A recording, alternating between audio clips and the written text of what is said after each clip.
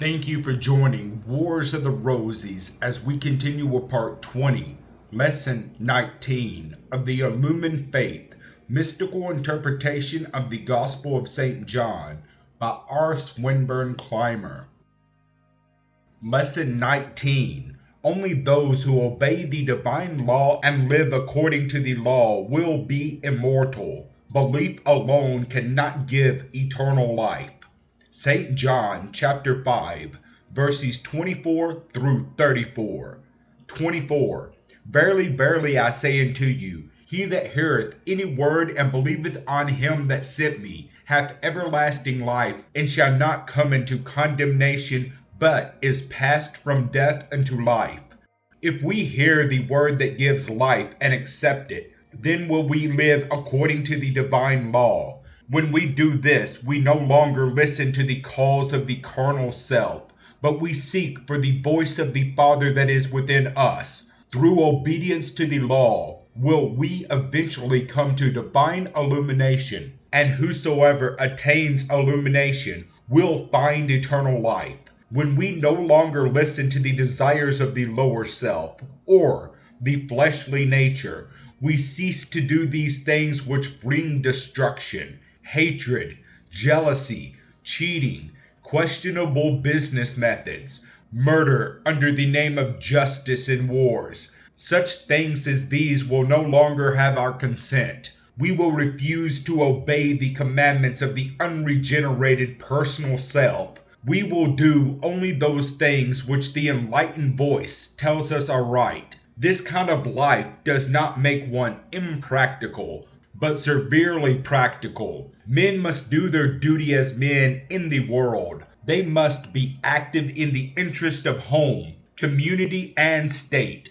But in these varied, practical interests and activities, they are to be prompted and guided by the laws of justice and goodwill towards men. 25.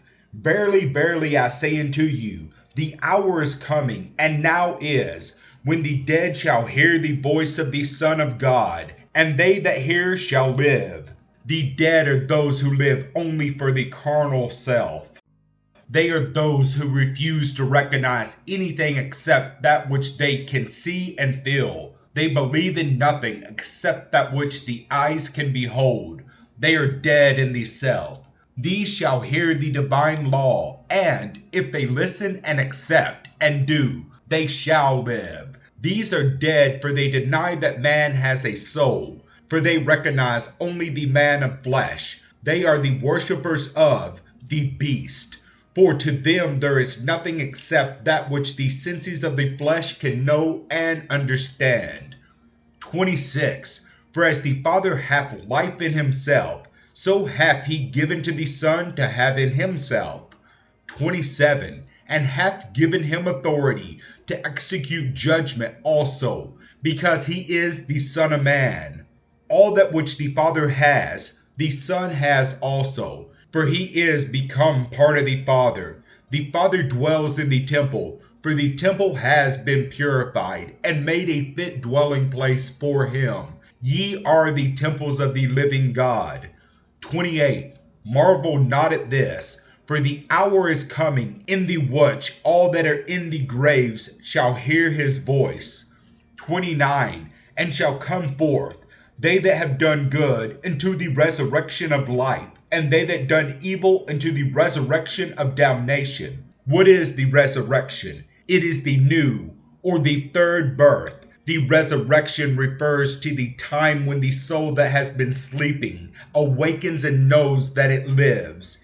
It is a coming forth from the grave. When man lives the carnal life, the soul is as something dead, for it is covered by the dark and evil flesh. It is in the grave. If man listens to the divine law, he will gradually throw aside the earth and the debris that covers the divine spark.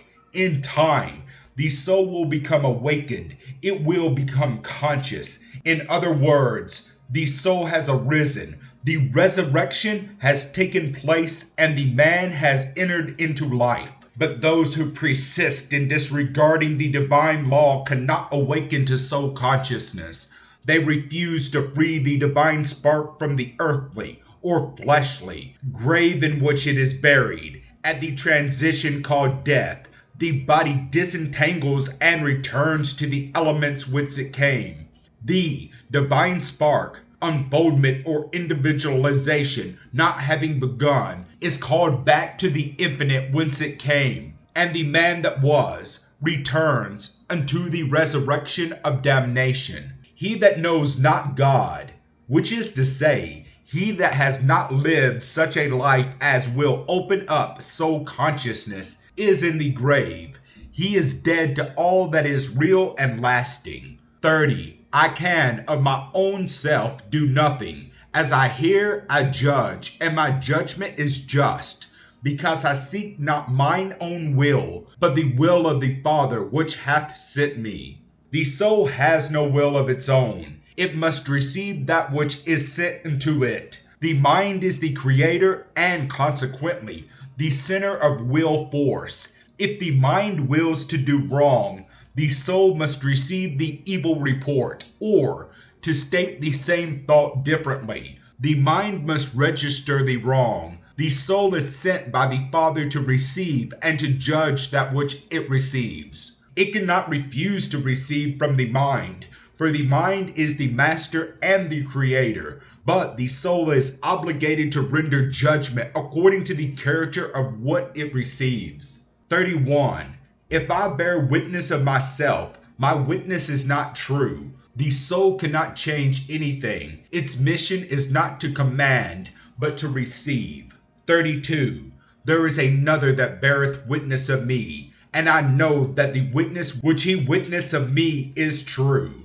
33. Ye sent unto John, and he bare witness unto the truth.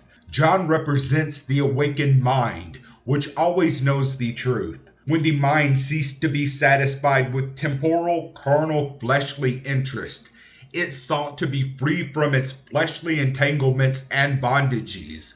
In order to give up its fleshly interest, it must give attention to the soul and work for its advancement. The mind, thus awakened to conditions higher than those which pertain to the perishable self, is the creator and the builder of the soul, which, when it has attained consciousness as soul, becomes the Christ, is identified with the Son of God, and testifies of the infinite. The unawakened mind, on the other hand, the mind that dwells in darkness, is in bondage to the flesh, or the lower nature. Consequently, it can bear witness of nothing except the flesh and the lower nature. It builds for itself resurrection of damnation, which is the destruction of individuality of soul. 34. But I receive not testimony from man, but these things I say, that ye might be saved. The conscious soul, the Christ, receives neither testimony nor instructions from the mortal, lower self.